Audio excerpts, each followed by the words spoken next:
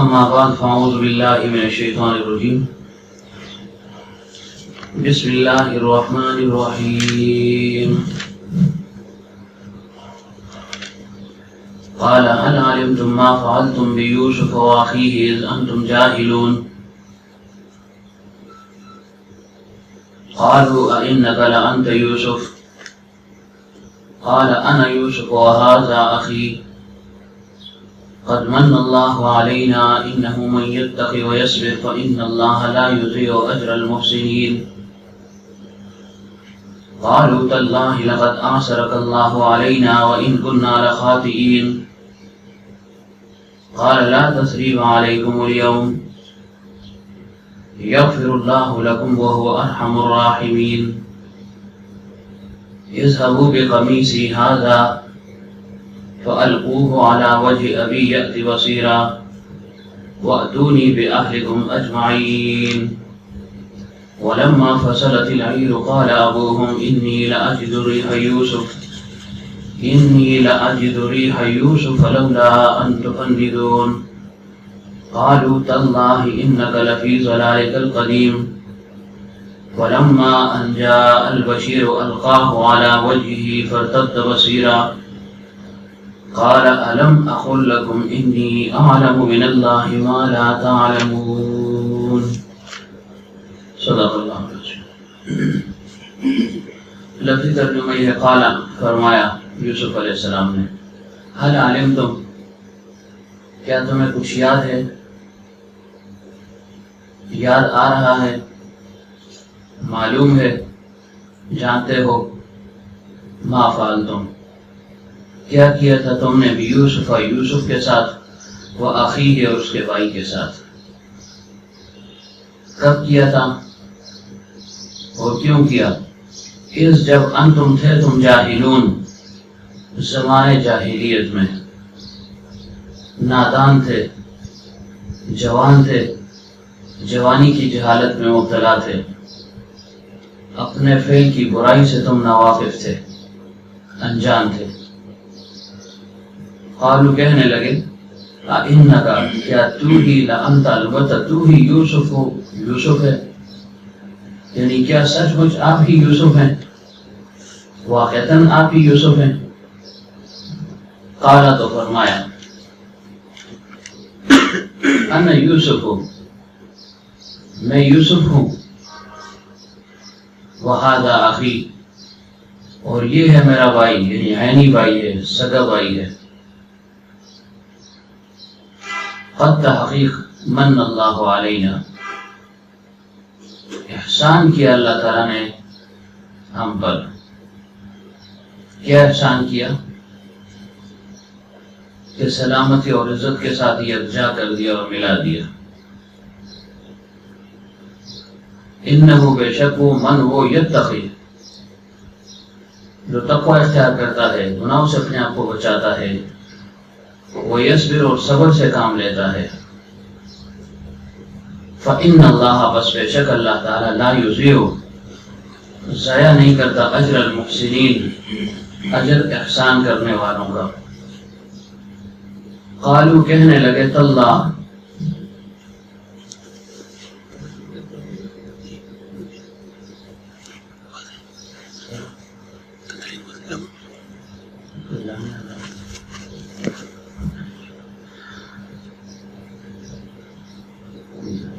قالو کہنے لگے تاللہ اللہ تعالیٰ کی قسم، بخدا، بلا شبہ، بے شک، لقد البتہ تحقیق آثرک اللہ برتری دی تجھ کو اللہ تعالیٰ نے علینا ہم پر، وَإِن كُنَّا اور بے شک تھے ہم، لخاطئین البتہ خطاوار، البتہ خطاکار، غلطی پر، دانستہ خطا کرنے والے، سوجھ بوجھ کے ساتھ، قصداً ارادتاً سب کچھ کرنے والے۔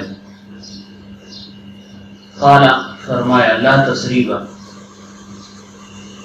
نہیں ہے کوئی الزام علیکم تم پر الیوم آج کے دن، یعنی اس بات کو بھول جاؤ، کوئی الزام نہیں، کوئی انتقام نہیں، کچھ بھی نہیں، یغفر اللہ لکم، بخش دے تم کو اللہ تعالیٰ، اور وہ ارحم الراحمین، سب رحم کرنے والوں سے زیادہ رحم کرنے والا ہے۔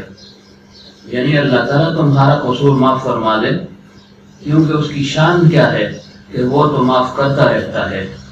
معاملہ میرا تھا انسان ہونے کے ناطے، انسان کی معافی مشکل ہے تو میں نے معاف کر دیا، نہ صرف معاف کیا بلکہ ملامت بھی نہیں کی۔ لا تثریب علیکم اليوم، یعنی اس بات کو دہرانے کی ضرورت ہی نہیں ہے، اپنے الزام کو اور جرم کو قبول کرنے کی ضرورت ہی نہیں ہے۔ لا تثریب علیکم اليوم، کسی ملامت کی ضرورت نہیں ہے، لان تان کی ضرورت نہیں ہے، جو ہوا سو ہوا، لہذا آئندہ اس کو بھول جاؤ۔ میں نے بھی بخش دیا، معاف کر دیا، اللہ تعالیٰ بھی تمہیں بخش دے، کیونکہ وہ سب مہربانوں سے زیادہ مہربان ہے۔ امید ہے کہ وہ معاف کر دے گا، کیونکہ اللہ تعالیٰ توبہ کرنے والوں کی توبہ ضرور بے ضرور قبول فرماتا ہے۔ اذهبوا بقمیصی ھذا،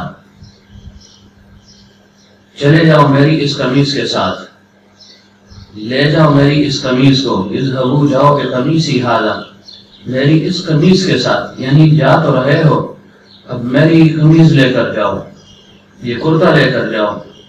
فَأَلْقُوهُ، پس ڈال دو اس کو، عَلَى وَجْهِ أَبِي، میرے باپ کے چہرے پر، منہ پر، یأت بصیرا، اس کا نتیجہ کیا نکلے گا، اثر کیا ہوگا؟ یأت بصیرا، ان کی بینائی عود کر جائے گی، ان کی بینائی لوٹ آئے گی۔ اور پھر کیا کرنا؟ وَأْتُونِي بِأَهْلِكُمْ أَجْمَعِينَ، اور سب کے سب گھر والوں کو لے کر میرے پاس آ جانا۔ وَأْتُونِي، اور آ جاؤ میرے پاس، بِأَهْلِكُمْ، ساتھ اپنے اہل و عیال کے۔ کون سے؟ اجمعین، سب، چھوٹے بڑے، بھائی بہن، والدین، جتنا بھی کنبہ ہے، سب کے سب یہاں پر آ جاؤ، سب کو لے کر آ جاؤ۔ ولما، اور جب، فصلت، الگ ہو گیا یا روانہ ہو گیا، العیر قافلہ، جب قافلہ چل پڑا، قال، تو فرمایا، ابوہم، ان کے باپ نے، یعقوب علیہ السلام نے فرمایا، انی، بے شک میں، لاجد، البتہ پا رہا ہوں، ریح یوسف، یوسف کی خوشبو، یوسف کی مہک، یہ میں پا رہا ہوں۔ لیکن لوگ تو مانیں گے نہیں جلد از جلد، ان کی طبیعت، مزاج اور یعنی جو کچھ انسان کے اندر ہوتا ہے اس کے مطابق کیا فرمایا؟ نفسیات کو پرکھتے ہوئے فرمایا، لولا ان تفندون، اگر تم مجھے بوڑھا سمجھتے ہوئے بہکی باتیں کرنے والا نہ سمجھو، لولا ان تفندون، کہ اگر تم مجھے بہکا ہوا نہ سمجھو، یا تم یہ نہ سمجھو کہ بوڑھا سٹھیا ہو گیا ہے، تو میں یہ خوشبو محسوس کر رہا ہوں۔ چونکہ ظاہر میں بات ایسی تھی کہ نہ ماننے والی تھی، اس وجہ سے ان کی رعایت کا بھی خیال کیا کہ لولا ان تفندون، کیونکہ میں پیغمبر ہوں، لطافت احساس و قوت ادراک کا کیا کہنا، لیکن تمہاری قوت ادراک اور لطافت ہو تو کچھ بھی نہیں۔ میں اس لطافت احساس اور قوت ادراک کے بلبوتے پر کہہ رہا ہوں کہ میں یوسف کی خوشبو محسوس کر رہا ہوں۔ قالو، کہنے لگے، وہی ہوا جس کی توقع تھی یعقوب علیہ السلام کو کہ یہ لوگ مانیں گے نہیں۔ قالو، کہنے لگے، تاللہ، اللہ تعالیٰ کی قسم، انکا، بے شک تو، لفی، البتہ، بیچ ضلالک القدیم، پرانی خود رفتگی میں مبتلا ہے۔ یہ قسم ہے اللہ تعالیٰ کی کہ آپ یوسف کی محبت، اس کی یاد کی کثرت اور امید وصال رکھنے کی وجہ سے گویا آپ کی عقل صحیح راستے سے ہٹ گئی ہے اور آپ پرانی غلطی میں مبتلا ہیں، پرانی خود رفتگی میں مبتلا ہیں، یعنی یوسف ہی یوسف کر رہے ہیں، یوسف ہی کا جلوہ نظر آ رہا ہے، استغراق آپ کو حاصل ہو گیا ہے یوسف کے متعلق۔ اس کے بعد پھر یعقوب علیہ السلام کچھ نہیں بولے، خاموش رہے۔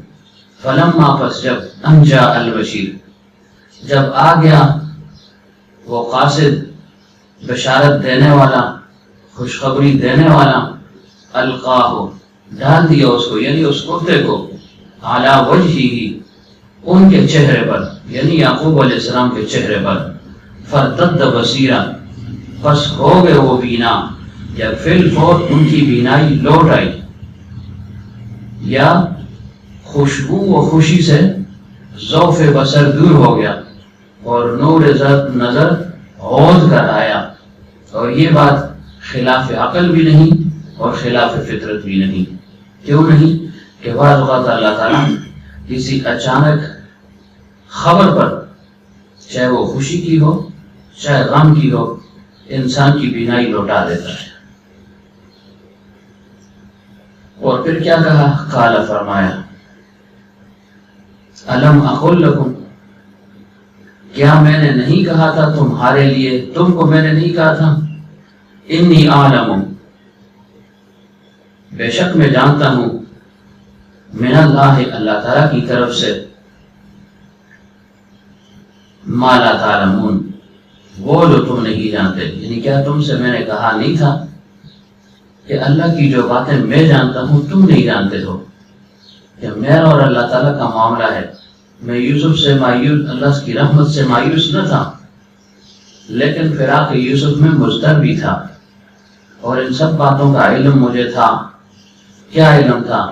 کہ ان قریب ہم مل لیں گے، ان قریب یوسف کے خواب کی تعبیر واقع ہونے والی ہے۔ سابقہ درس میں بیان ہوا تھا کہ یوسف علیہ السلام کے بھائی باپ کے حکم پر، ان کے کہنے پر اور نصیحت پر یوسف اور اس کے بھائی کی تلاش میں نکل گیا۔ کس وجہ سے نکلے؟ کہ غلے کا ملنا تو یقینی تھا کہ چلو غلہ بھی مل جائے گا، اور غلے ملنے کے لیے مصر ہی جانا پڑے گا۔ اور جہاں تک بنیامین کا تعلق ہے تو بنیامین کے ملنے کی توقع بھی مصر ہی میں ہے، کیونکہ بادشاہ وقت کے پاس عزیز مصر کے ساتھ وہ قید ہے، ان کے پاس ہے۔ اور دوسرا بھائی آج خود کیونکہ رک گیا ہے، ندامت کی وجہ سے نہیں آ رہا، تو اس سے بھی ملاقات ہو جائے گی۔ اسی وجہ سے یعقوب علیہ السلام کو چونکہ امید تھی تو فرمائے، جاؤ بیٹو یوسف اور اس کے بھائی کو تلاش کرو۔ اب جو ہے نا امید نہیں ہونا، اور اللہ تعالیٰ سے امید ہی رکھنا، امیدوار رہنا کہ وہ گم تو ہو گیا ہے لیکن گم نہیں ہوا اصل میں۔ عسى الله ان يأتيني بهم جميعا، ممکن ہے اللہ تعالیٰ ان سب کو اکٹھا کر دے۔ گویا بنیامین کہ گم ہو جانا یوسف کی تلاش کی غمازی کر رہا تھا، یوسف کے ملنے کی امید بنوا رہا تھا، ورنہ ایسے نہ کہتے۔ فرمایا، جاؤ، بل سولت لکم انفسکم امرا، کہ بھئی یہ تمہاری ہی باتیں بنائی ہوئی ہیں، تمہارے جی نے ایک بات تمہیں بتا دی، یا یہ کہ یوسف بھی میرا ہی بیٹا ہے، اصل میں نہ بنیامین چور ہے نہ اس نے چوری کی ہے، لیکن بات کچھ اور ہے، کچھ اور ہی بات ہے، اور یہی امید رکھتا ہوں کہ اللہ تعالیٰ کو اکٹھا کر دے گا۔ عسى الله ان يأتيني بهم جميعا، کہ شاید اللہ تعالیٰ ان کو مجھ تک پہنچا دے، کیونکہ یوسف بھی مصر ہی کی جانب ہوگا، یقین ایسے ہی ہے، بنیامین بھی مصر میں ہے، اور بھائی بھی تمہارا یہودا وہ بھی مصر میں ہے، لہذا جب وہ اکٹھے ہیں تو امید ہے کہ اللہ تعالیٰ ان سب کو اکٹھا کر کے میرے پاس پہنچا دے، کیونکہ وہ جاننے والا بھی ہے اور حکمت والا بھی ہے، وہ بخوبی واقف ہے کہ کس حد تک، کس وقت تک اس ابتلا میں ان کو مبتلا رکھنا ہے، اور اس میں حکمت کیا ہے کہ اللہ تعالیٰ اس کے ذریعے سے صابرین کے درجے بلند فرماتا رہتا ہے۔ تو فرمایا، جاؤ یوسف اور اس کے بھائی کی تلاش کرو اور نا امید نہ ہونا۔ اور پھر اس کی تفصیل بیان ہوئی تھی کہ جب وہ آئے تو انہوں نے کیا کیا، یوسف علیہ السلام کے پاس درماندہ پہنچ گئے اور کیا کہا، یا ایھا العزیز مسنا واہلنا الضر، کہ اے بادشاہ، اے ملک، اے عزیز مصر، ہمیں اور ہمارے اہل و عیال کو تکلیف پہنچی ہے، یعنی فقر و فاقہ اور قحط سالی نے ہمیں گھیرا ہوا ہے، بری طرح گھیرا ہوا ہے۔ پھر ہمارا خاندان بھی بڑا ہے جس کی تعداد 70 72 93 سے لے کر 270 یا 370 تک تھی۔ اتنا بڑا خاندان ہے تو اس کے لیے غلے کا چاہے جتنا بھی ہو کم پڑ جانا کچھ بعید نہیں ہے۔ تو کیا کہا؟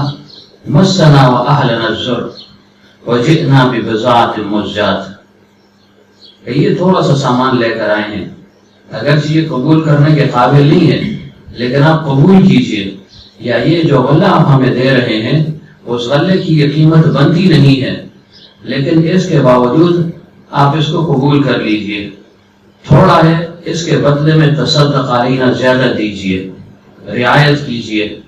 یعنی یوسف علیہ السلام کے بھائی جیسے عرض کیا تھا فہم و ادراک تو اللہ تعالیٰ نے دیے ہوا تھا، موقع محل کے مطابق اپنا لب و لہجہ انداز اختیار فرماتے تھے، لہجہ میں استرار بھی تھا، عاجزی بھی تھی، اور یہ چیز قدرتاً تھی، اور پھر مزید اپنا عجز و احتیاج ظاہر کرنا تھا۔ تو کیا کہا؟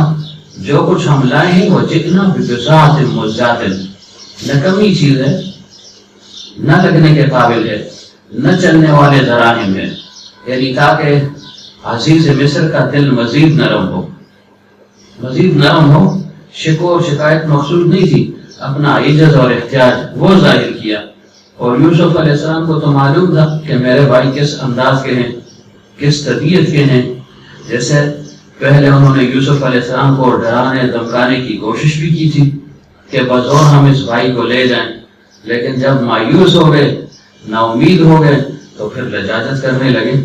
تو اب اس موقع پر بھی انہوں نے لجاجت کی، عجز دکھایا، احتیاج کو ظاہر کیا کہ ہم جو ہے بڑی تکلیف میں ہیں، ہمیں غلہ پورا دیجیے، وہ تصدق علینا، اور مزید احسان کیا کیجیے کہ اس سے بڑا احسان کیا ہوگا کہ اس بھائی کو لوٹا دیں، کیونکہ باپ اس کی وجہ سے پریشان حال ہے، باپ کی پریشانی دیکھی نہیں جاتی، اور اس امید پر آئے ہیں کہ آپ اس خیرات میں ہمارے بھائی کو ہماری طرف واپس کر دیجیے۔ تو یوسف علیہ السلام آخر پیغمبر تھے، پیغمبر تو غیر کے درد کو بھی جو محسوس کرتے ہیں اس کو پورا کرنے کی کوشش کرتے ہیں، اس پر بھی وہ دردمند ہو جاتے ہیں، اور پھر چاہے کہ بھائی ہوں تو یہ گدایانہ سائلانہ انداز اب دیکھا تو یوسف علیہ السلام سے برداشت نہ ہو سکا، اور کیا فرمایا؟ قال هل علمتم ما فعلتم بيوسف، کیا تمہیں یاد ہے کہ تم نے یوسف کے ساتھ کیا کیا تھا؟ تم نے کیا کیا تھا؟ کیا مطلب کہ ان کو زجر و توبیخ مقصود نہیں تھی، ڈانٹ اور ملامت مقصود نہیں تھی، صرف ایک بات ان کے ذہن میں ڈالنی تھی کہ تمہیں کچھ یاد بھی ہے؟ ما فعلتم، کیا کیا تھا تم نے بیوسف، یوسف کے ساتھ، وہ اخیہ، اور اس کے بھائی کے ساتھ، یعنی تمہیں کچھ یاد ہے تم نے کیا کیا تھا؟ کہ گھر سے نکال دیا، باپ سے الگ کر دیا، کنویں میں ڈال دیا، پھر نکالا تو فروخت کر دیا، اور پھر الزام پر الزام بھی لگایا، اس کے بھائی کے ساتھ ظلم اور زیادتی بھی تم نے کی کہ اس کی غیر موجودگی میں اس کے بھائی کو تنگ کرتے رہے، پھر راستے کے سارے سفر میں بنیامین کو تم نے تنگ کیا، تو گویا اس کو تنگ کرنا مجھے تنگ کرنا، اس کی مصیبت میری مصیبت، میری مصیبت اس کی مصیبت، کیونکہ ہم عینی بھائی ہیں تو ایک دوسرے کے دکھ اور درد کو خوب محسوس کرتے ہیں، تو گویا ایک کی وجہ سے تم نے دوسرے کو اذیت میں مبتلا کیا۔ اور یعقوب علیہ السلام کا نام اس لیے نہیں لیا کہ ان دونوں کی وجہ سے یعقوب علیہ السلام بھی ابتلا میں مبتلا ہوئے، مصیبت میں پڑ گئے تھے، یعنی ہماری وجہ سے باپ کو بھی تکلیف پہنچی، لیکن پھر چونکہ ان کو ترغیب دینی مقصود تھی کہ یہ توبہ طائب ہو جائیں، مہربانی کا اظہار تھا، تو اس وجہ سے فوراً فرمایا کہ ان کے دل پھٹ ہی نہ جائیں، مایوس نہ ہو جائیں، شرمندہ نہ ہو جائیں۔ بعض اوقات انسان شرمندگی کی وجہ سے یعنی مدہوش ہو جاتا ہے، اپنے آپ میں نہیں رہتا، اور یہ چاہتا ہے کہ بھائی میں ختم ہی ہو جاؤں، من تو قبل ھذا، ایسے ہی ہے نا، جیسے مریم علیہ السلام نے فرمایا کہ کاش میں اس سے پہلے جو ہے نا مر جاتی، مٹی ہو جاتی، یہ برا دن نہ دیکھنا پڑتا، تو بھائیوں کی یہ کیفیت تھی، دلی کیفیت یہی تھی. تو فرمایا اذ انتم جاہلون، جب تم ناواقف تھے، جب تم نادان تھے، جب تم اپنے فعل کی برائی سے ناواقف تھے یا اس کے نتیجے سے ناواقف تھے. تم تو گرا رہے تھے، لیکن تمہیں کیا پتا تھا کہ اللہ تعالیٰ یوسف کو کتنا اونچا مقام دے گا. تو کسی قسم کی ذلت اور خواری اور ذلیل کرنا یہ مقصود نہیں تھا. تو کیا فرمایا کہ جب تم نادان تھے. تو حضرت فرماتے ہیں کہ معلوم کیا ہوا کہ انسان جو گناہ کرتا ہے، جو معصیت کا ارتکاب کرتا ہے، وہ جہالت کی سبب کرتا ہے. کہ ہر معصیت جہالت کے سبب ہی ہوتی ہے. گویا جو عام عاصی ہے، نافرمان ہے، یہ جاہل ہے. لوگ کہتے ہیں کہ یہ عاقل ہے. تو حکیم الامت رحمۃ اللہ علیہ فرماتے ہیں کہ عاقل تو وہ ہے کہ جو اللہ تعالیٰ کی تابعداری کرے، اللہ تعالیٰ کی یاد میں لگا رہے. جس کو تم عاقل کہتے ہو، یہ اصل میں حقیقت میں شرعی لحاظ سے یہ جاہل ہے کہ وہ سب کچھ جاننے کے باوجود بھی اس کی مخالفت کرتا ہے. تو ظاہر ایسا اپنی جاہل ہی ہے، نادان ہی ہے، بچہ ہی ہے. وہ دنیا والے اس کو عقل مند کے ہیں. اور دنیا والوں کی نگاہ میں عقل مند کون سا ہے؟ جو دنیا کے کاموں کو خوب نبھاتا ہو اور فراڈ وغیرہ میں خوب تکڑا ہو، جھوٹ موٹ کا وہ سہارا لے، چالاکی اس کی انتہا درجے کی ہو، مکر و فریب میں وہ بڑھ کر ہو، تو لوگ کہتے ہیں بڑا عقل مند ہے. حالانکہ قرآن کی روح سے عقل مند کون ہے؟ الذین یذکرون اللہ قیاما وقعودا وعلی جنوبہم ویتفکرون فی خلق السماوات والارض ربنا ما خلقت ھذا باطلا سبحانک فقنا عذاب النار. کہ جو اللہ تعالیٰ کو یاد کرتے ہیں کھڑے بیٹھے لیٹے ہر حال میں، یعنی کسی حال میں بھی وہ اللہ تعالیٰ سے مایوس نہیں ہوتے اور اللہ تعالیٰ سے غافل نہیں رہتے. تو یہ ہے عقل مند کی نشانی. تو عقل مند کو پرکھنا ہو تو اگر ایماندار ہے تو سمجھ جائیں عقل مند ہے. اگر ایماندار نہیں ہے، کافر ہے، مشرک ہے، دہریہ ہے، کوئی بھی ہے، تو وہ عقل مند نہیں ہے. وہ چالاک تو ہو سکتا ہے، وہ نوسرباز تو ہو سکتا ہے، لیکن وہ عقل مند نہیں ہو سکتا. تو فرمایا کہ سب کچھ تم نے کیا تھا، لیکن کیوں کیا؟ اذن تم جاہلون، تمہیں پتہ ہی نہیں تھا، جہالت کا زمانہ تھا. تم نے یہ سوچا نہ تھا جو ہم کر رہے ہیں آیا یہ بری چیز ہے یا اچھی چیز ہے. اس برائی سے تم ناواقف تھے، یا یہ کہ اس کے نتیجے سے ناواقف تھے. کر تو رہے ہیں، اس کا نتیجہ کیا نکلے گا؟ نتیجے سے بے خبر تھے، اس وجہ سے تم نے یہ کام کر لیا. تو گویا تاکہ جو ہے یہ توبے کی طرف راغب ہو جائیں، اور جو شرمندگی اور خجلت ان کو ہو رہی ہے، یہ خجلت ان کی کم ہو جائے، ختم ہو جائے. جب یہ حال انہوں نے دیکھا کہ بھائی اس وقت غلے کی اور بنیامین کی بات ہو رہی ہے، غلہ مانگا جا رہا ہے، خیرات مانگی جا رہی ہے، اس وقت یوسف کا تذکرہ کہاں آ پڑا؟ اس وقت یوسف کا نام کیوں لیا جا رہا ہے؟ یوسف کی بازگشت کیوں ہو رہی ہے؟ یعقوب علیہ السلام کی ساری عمر خاموش رہے، ضبط کرتے رہے، وہ قزیم ضبط سے کام لیا، اور بالآخر جب برداشت نہ ہو سکا تو فرمایا یا اسفا علی یوسف. مدتوں کے بعد فرمایا. وہاں بھی یوسف کا نام اور یوسف کی بازگشت، اور ادھر عزیز مصر کے پاس بھی یوسف اور اس کے بھائی کی بازگشت. یہ ماجرا کیا ہے؟ حقیقت کیا ہے؟ کیا ہو رہا ہے؟ وہ خود بھی حیرت زدہ تھے. استفہام حیرت و حیرانی. اِنَّکَ لَأَنْتَ یوسف، کیا آپ بھی جو ہے نا یوسف ہیں؟ یعنی فرط حیرت سے وہ بول پڑے، یعنی فرط حیرت سے وہ بول پڑے. یعنی الاستفہام یدل علی الاستعظام. انہم تعجبوا، تعجب میں پڑ گئے کہ بھائی اس وقت جو ہے نا یہ کیا تذکرہ ہو رہا ہے، ہم کیا چیز مانگ رہے ہیں، کیا آہوزاری کر رہے ہیں، اور آگے سے عزیز مصر کیا جواب دے رہا ہے. گویا جو مانگ رہے ہیں، جو بولا جا رہا ہے، اس میں مطابقت نہیں ہے. ہمارا مقصود کچھ اور ہے اور بادشاہ کا مقصود کچھ اور ہے. دونوں میں میل نہیں ہے، جوڑ نہیں ہے. بجائے اس کے کہ ہم کہتے جی ہمیں غلہ دیا جائے، وہ غلہ زیادہ دے دیتا، یا کہہ دیتا کہ میں نہیں دے سکتا ہوں، خادثاری ہے، اگرچہ تم مجبور ہو نہیں دے سکتا. لیکن بجائے اس کے فرمائے قال هل علمتم ما فعلتم بيوسف واخيه، واقعتاً جوڑ تو نہیں ہے. لیکن چونکہ اب اس امتحان اور ابتلا کا وقت ختم ہو رہا تھا، آہستہ آہستہ وہ وقت قریب آ رہا تھا، خواب کی تعبیر پوری ہونی تھی، تو یوسف علیہ السلام نے اپنے آپ کو ظاہر کر دیا. بے اختیار کہہ اٹھے کہ ہاں انا یوسف ہوں، بے شک میں یوسف ہوں۔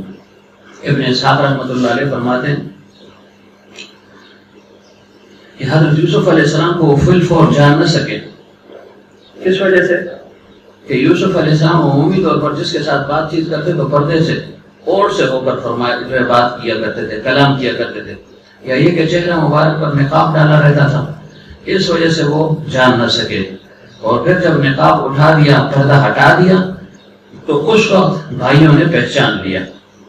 ایک قول یہ ہے، لیکن یہ قول شاید بعید فہم ہو۔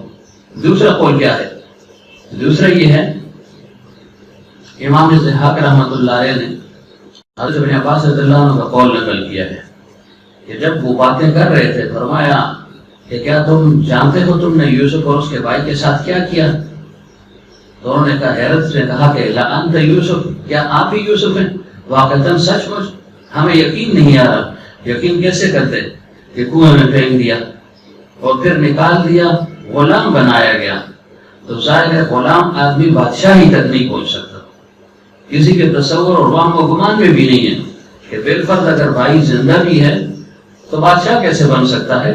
بادشاہ بننے کے لیے کچھ اور چیز کی ضرورت ہوتی ہے، حسب نسب کی ضرورت ہوتی ہے، آزادی کی ضرورت ہوتی ہے، مال و دولت کی ضرورت ہوتی ہے، ثروت کی ضرورت ہوتی ہے، افرادی قوت کی ضرورت ہوتی ہے۔ وہ تو کچھ بھی نہیں تھا، اگرچہ نسل تو اعلیٰ درجے کی تھی، لیکن مصر والوں کو کیا پتا تھا کہ یہ اعلیٰ نسل کا آدمی ہے یا یہ یعقوب علیہ السلام کی اولاد میں؟ انہیں تو قطعاً اس بات کا علم نہیں تھا، وہ تو ایک غلام ہی سمجھ رہے تھے، اور بھائیوں نے بھی یہی کہا کہ یہ تو بطور غلام کے بکا ہے، پھر جو ہے نا اس مرتبے تک کیسے پہنچ سکتا ہے؟ تو اس وجہ سے حیرت میں پڑ گئے، اِنَّكَ لَأَنْتَ یوسف، کہ ہمیں یقین نہیں آ رہا۔ واقعتاً جی تو یہ سچ چاہتے ہو، آپ وہی ہیں جیسے انسان کہتے ہیں نا، واقعی جی ایسے ہی ہے، ہمیں یقین نہیں آ رہی، سچ سچا کو ٹھیک ٹھیک بتائیں جی، رکھتے ہوئے یہ حیرت تھی۔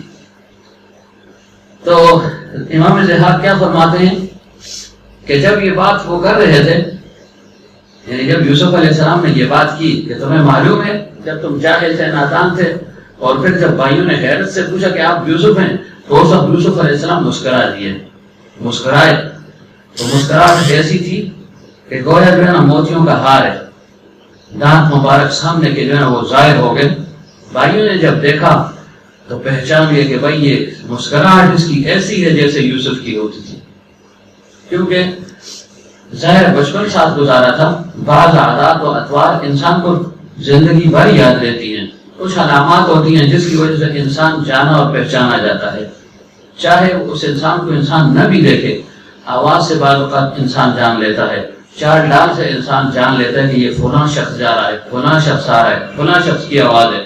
اب اندھیرا ہو، باہر کوئی دروازہ کھٹکھٹائے، ہم پوچھتے کون، آگے سے اگر کوئی نام نہ بھی لے، مثلا کہ میں ہوں، تو ہم آواز کے لہجے سے پہچان لیتے یار فلانا آدمی ہے، یا کوئی دور جا رہا ہو، پیٹھ ہو اس کی، تو ہم کہتے ہیں یار اس کی چال تو فلاں آدمی کی طرح ہے، چال ڈال تو فیصل کی طرح ہے، چال ڈال اس کی عدیل کی طرح ہے، نہ معلوم شاید عدیل ہو، بعض غلط بھی ہو جاتا ہے انسان، لیکن عمومی طور پر بات درستی ہوتی ہے۔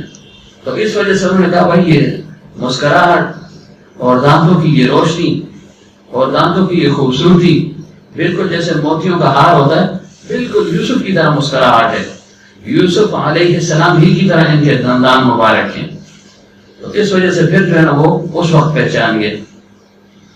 اور جو قوی قول ہے، راجح قول ہے جمہور کا، وہ کیا ہے کہ وہ یوسف علیہ السلام کو پہچان نہ سکے، اسی شش و پنج میں تھے کہ یوسف ہے یا نہیں ہے، ہے یا نہیں ہے، کہہ تو رہے ہیں کہ تم نے یوسف کے ساتھ کیا کیا، اب براہ راست پوچھ بھی نہیں سکتے کہ تم بھی یوسف کو تردد میں تھے، اِنَّكَ لَأَنْتَ یوسف، بھائی عزیز مصر ہے، بادشاہ ہے، براہ راست ایسے کہہ بھی تو نہیں سکتے نا، لیکن حیرت میں تو تھے، استعجاب میں تھے۔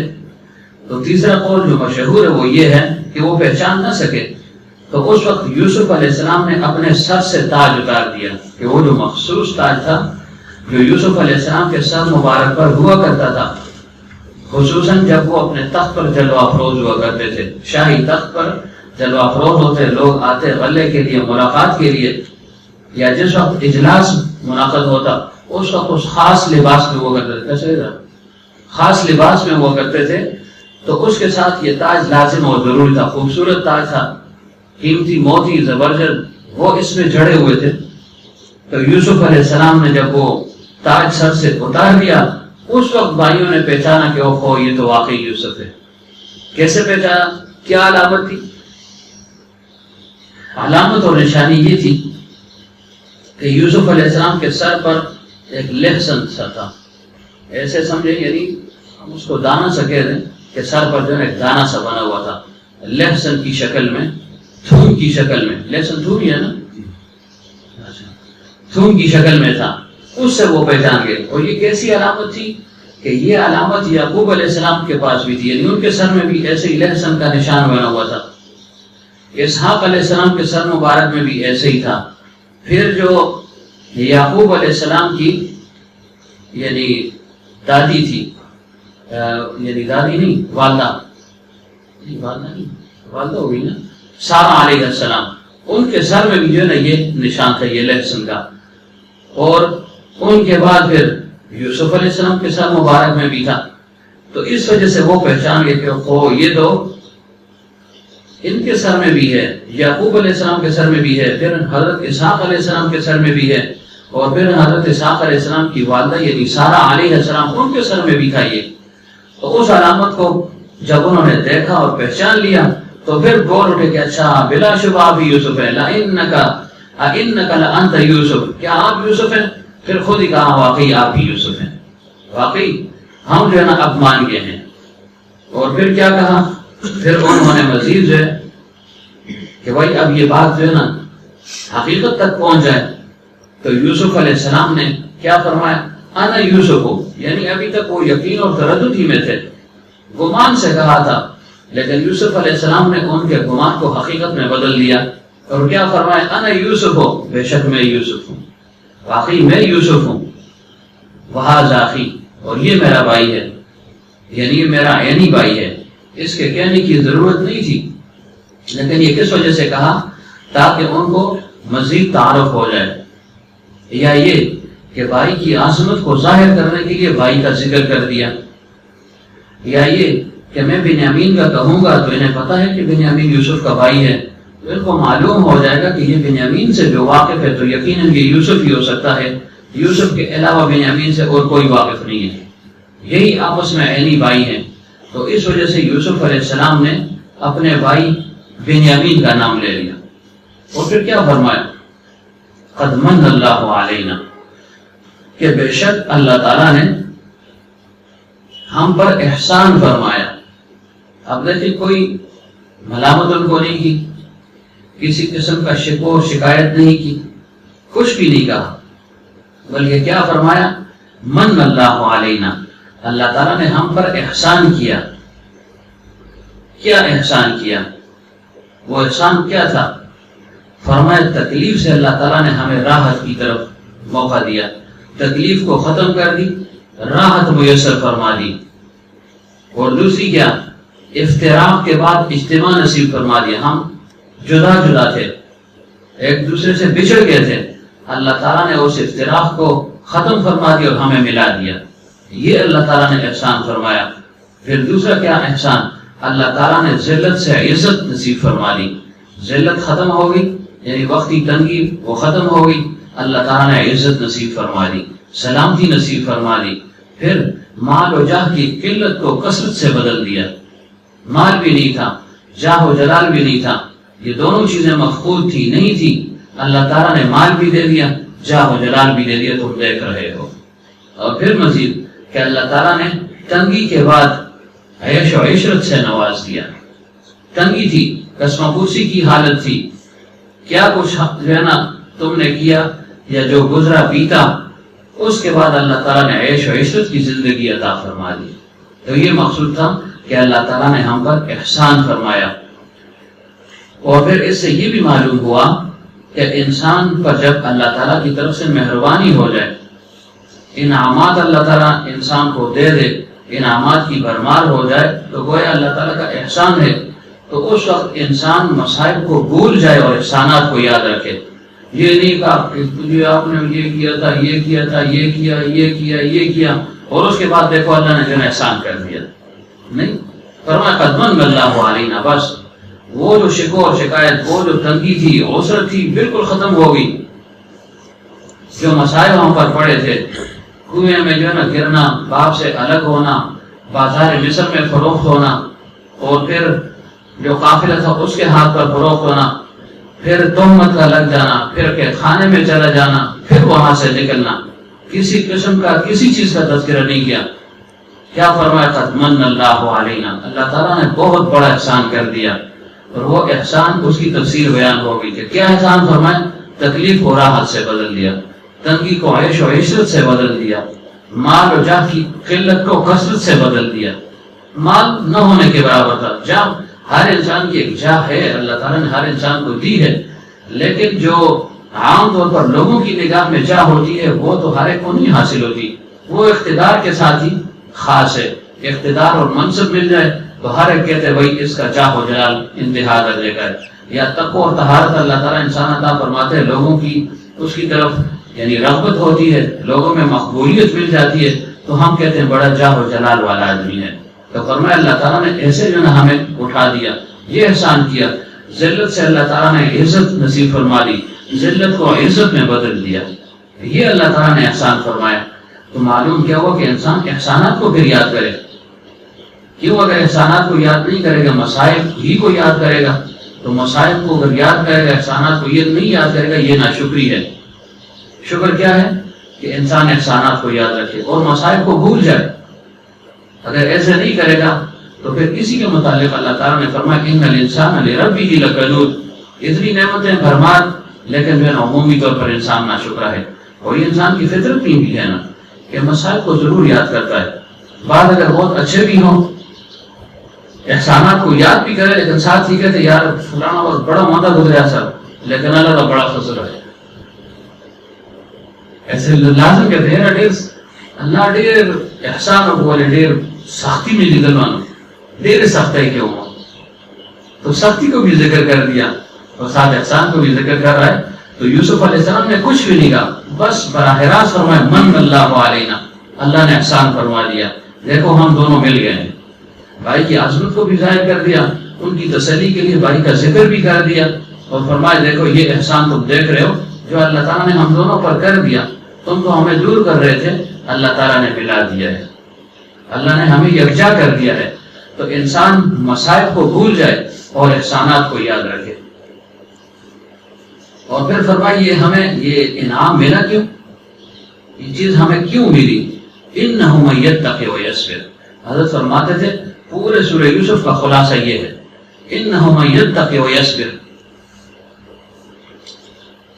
فإن اللہ لا یضیع اجر المحسنین، کہ جو تقوی اور طہارت کو اختیار کرتا ہے، جو صبر سے کام لیتا ہے، پھر اللہ تعالیٰ ایسے لوگوں کا اجر اور ان کا یہ صبر یہ اللہ تعالیٰ ضائع نہیں فرماتا، اس کے بدلے میں ضرور بے ضرور اللہ تعالیٰ انسان کو عطا فرماتا ہے۔ اور دوسری جگہ بھی اللہ تعالیٰ نے فرمایا وَإِن تَصْبِرُوا وَتَتَّقُوا لَا يَضُرُّكُمْ كَيْدُهُمْ شَيْئًا، کہ اگر تم تقوی اور طہارت کو اختیار کر لو، اگر تم صبر سے کام لو، تو پھر لوگوں کا ضرر، ان کا مکر و فریب، ان کی چال بازی، ان کا فراڈ دھوکہ تمہیں کوئی ضرر نہیں پہنچا سکتا۔ وقتی طور پر تو تکلیف پہنچ جائے گی، لیکن انجام کار ایسے لوگ ذلیل و رسوا ہوتے ہیں، اور جن کے ساتھ یہ حسد کیا گیا، جن کو مصیبت میں مبتلا کیا گیا، جن کو آزمائش میں ڈالا گیا، اللہ تعالیٰ ان کو اونچا مقام عطا فرما دیتا ہے، ان کو اللہ تعالیٰ ضائع نہیں فرماتا۔ تو یہ فرما دیا کہ یہ جو احسان کیا ہے اللہ نے، کیوں مجھ پر احسان ہوا ہے، کیسے ہوا ہے، کون وجہ بن گئی، کس کی وجہ سے اتنا اونچا مقام ملا، کس کی وجہ سے یہ بادشاہی ملی، کس کی وجہ سے یہ بھائی میرے ساتھ مل گیا، یہ احسان ہے نا۔ فرمایا کہ انہ من یتق ویصبر، جو تقوی اور طہارت کو اختیار کرتا ہے، جو صبر سے کام لیتا ہے، تو پھر جو ہے نا اس کو یہ چیز اللہ تعالیٰ عطا فرما دیتا ہے، یعنی ان کو کسی لحاظ سے شرمندہ نہیں کیا۔ اور یہ جو فرمایا اس کی ضرورت ہی کیا تھی، اس صبر اور تقوی کی تلقین کی ضرورت کیا تھی، اظہار کا مقصود کیا تھا؟ مقصود یہ تھا کہ جب انسان یہ دونوں چیزیں حاصل کر لیتا ہے، یعنی جس کو صبر کی توفیق مل جائے، جس کو تقوی اور طہارت جو ہے نا مل جائے، تو گویا یہ تقوی کے انعامات ہیں، اس کی برکت تم پر ظاہر کر رہا ہوں، یہ صرف مقصود ہے۔ یعنی اللہ نے احسان فرمایا ہے، کس وجہ سے احسان فرمایا کہ جو تقوی اور طہارت اختیار کرتا ہے اس کی انعام، اس کی برکت جو ہے نا یہ ہے کہ پھر اللہ تعالیٰ ایسے لوگوں کو ضائع نہیں کرتا۔ مقصود کیا تھا کہ تم بھی تقوی اور طہارت اختیار کر لو۔ اب تک تم نے زندگی جیسے جیسے بھی گزاری، نافرمانی میں گزاری اور حسد میں جو ہے نا تم مبتلا رہے، لیکن اب تمہارے پاس بھی وقت ہے، تم بھی تقوی اور طہارت اختیار کرو، تم بھی صبر سے کام لو، تم بھی مصائب و طاعات پر صبر کرنا سیکھ دو، تو اللہ تعالیٰ تمہیں بھی یہ مقام عطا فرما دے گا۔ یعنی صرف تقوی کے انعامات اور اس کی برکت ظاہر کرنا مقصود تھا۔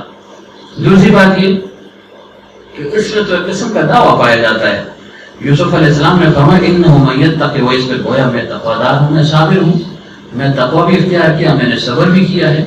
یعنی بھائیوں نے جو کچھ کیا میں نے کوئی شکوہ و شکایت نہیں کی، یا جب گناہ کا موقع آیا میں نے اپنے آپ کو گناہ سے بچایا ہے، تقوی و طہارت کو میں نے خوب اختیار کیا ہے، قدم قدم پر مجھے آزمایا گیا ہے، زلیخا کی طرف سے آزمائش ہوئی، اور جو مصر کی عورتیں تھیں ان عورتوں کی طرف سے بھی آزمائش ہوئی، عزیز مصر کی طرف سے بھی آزمائش آئی، ہر قسم کی آزمائش آئی مجھ پر، دونوں آزمائشیں آئیں، لیکن میں نے ہر آزمائش میں صبر سے کام لیا ہے، تقوی کا دامن میں نے نہیں چھوڑا، اللہ تعالیٰ کی اطاعت سے میں سر منہ ادھر ادھر نہیں ہوا۔ تو گویا یہ ایک دعویٰ ہے، اور ظاہر ہے کہ دعویٰ کرنا جائز ہے، تقوی کا دعویٰ یہ ناجائز ہے نا۔ اللہ تعالیٰ خود فرماتے ہیں فَلَا تُزَكُّوا أَنفُسَكُمْ، ذہن و پاک نہ گنے، فَلَا تُزَكُّوا أَنفُسَكُمْ، کیا مطلب؟ یعنی دعویٰ مت کرو۔ اور دوسری جگہ فرمایا قَدْ أَفْلَحَ مَن تَزَكَّىٰ، کہ تم اپنی پاکی کرتے رہو، هُوَ أَعْلَمُ بِمَنِ اتَّقَىٰ فَلَا تُزَكُّوا أَنفُسَكُمْ هُوَ أَعْلَمُ بِمَنِ اتَّقَىٰ، کہ اللہ کو خوب معلوم ہے کون تقویدار ہے۔ ادھر فرمایا کہ دعویٰ مت کرو، یعنی اپنے آپ کو تقویدار نہ کہو، اور ادھر فرمایا کہ اپنا تزکیہ کرو۔ تو کیا مطلب؟ کہ کرتے رہو اپنے آپ کو پاک اور سمجھتے رہو ناپاک، یہ اس کا خلاصہ ہے۔ ہمارے دادا پیر شاہ عبدالعزیز والی رحمۃ اللہ علیہ فرمایا کرتے تھے کہ کرتے رہو اپنے آپ کو پاک اور سمجھتے رہو ناپاک، اور ساری زندگی اس میں گزرتے رہے۔ کہ تطہیر تزکیے میں تو لگے رہو، البتہ دعویٰ مت کرو کہ میرا تزکیہ ہو چکا ہے، میں مقام فنا تک پہنچ چکا ہوں، میں تقوی کو حاصل کر چکا ہوں، یہ دعویٰ مت کرو۔ لیکن چونکہ پیغمبر وقت ہے تو پیغمبر کے لیے یہ تحدیث بالنعمت کے طور پر جائز ہے۔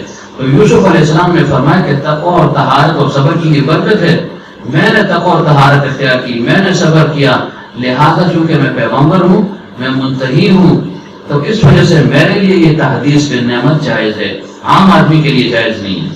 یہ معلوم ہو اسے، عام آدمی کو جو بھی ملے تو کہ اللہ تعالیٰ کا فضل ہے، اساتذہ کرام اور مشائخ کی دعا ہے، اس کی طرف اس کو لوٹائے، ورنہ اس کے دل کے اندر غرور پیدا ہو سکتا ہے، عجب میں مبتلا ہو سکتا ہے، اپنے کو کچھ سمجھے گا نا کہ ہاں ہم چما ڈنگر انیس، میری طرح کوئی ڈنگر نہیں ہے۔ تو اس وجہ سے فرمایا کہ نہیں، مقتدی خاموشی اختیار کرے، کوئی صفت اللہ نے دے بھی دی اس کا اظہار نہ کرے، البتہ منتہی وہ اس سے مستثنا ہے۔ تو یوسف علیہ السلام چونکہ اللہ کے پیغمبر تھے تو فرمایا کہ یہ انعام کیوں ملا کہ ہم نے تقوی کو اختیار کیا، ہم نے صبر سے کام لیا، اور پھر اللہ تعالیٰ کسی کی محنت کو ضائع بھی نہیں فرماتا۔ اور محسنین کون سے ہیں؟ ان اللہ لا یضیع اجر المحسنین، اس کی تفسیر پہلے بھی بیان ہوئی ہے، اور عام فہم اس کی تفسیر کیا ہے؟ وہ یہ ہے ان تعبد اللہ کأنک تراہ فإن لم تکن تراہ فإنہ یراک، کہ تم اللہ تعالیٰ کی عبادت اس طریقے سے کرو گویا تم اللہ تعالیٰ کو دیکھ رہے ہو، اور اگر اللہ کو نہیں دیکھ رہے ہو تو کم از کم اللہ تو تمہیں دیکھ رہا ہے۔ اس کو کیفیت احسان کہتے ہیں، اور یہ اللہ والوں کی صحبت میں انسان کو حاصل ہوتی ہے، کیفیت احسان۔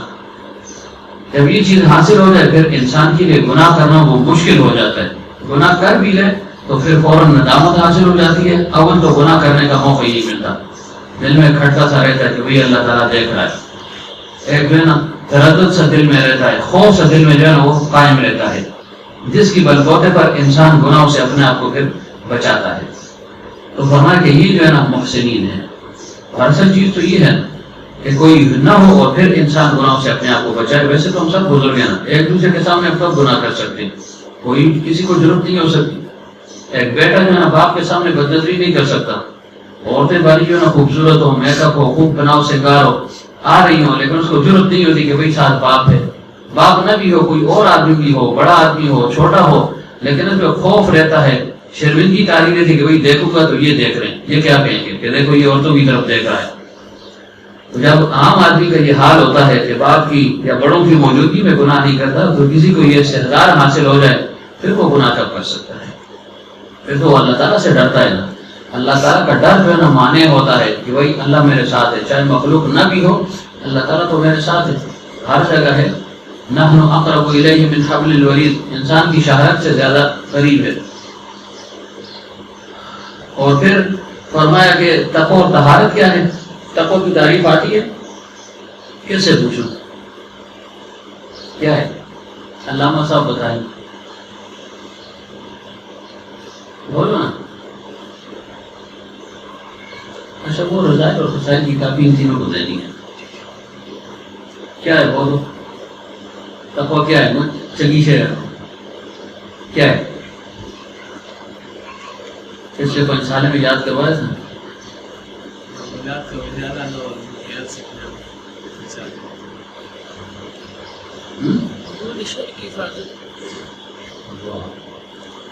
سارے اللہ میں پڑھتے کیا ہے؟ تقوی کس کو کہتے ہیں؟ بولو نا۔ اللہ قاری رحمۃ اللہ علیہ نے تعریف کی ہو کیا ہے؟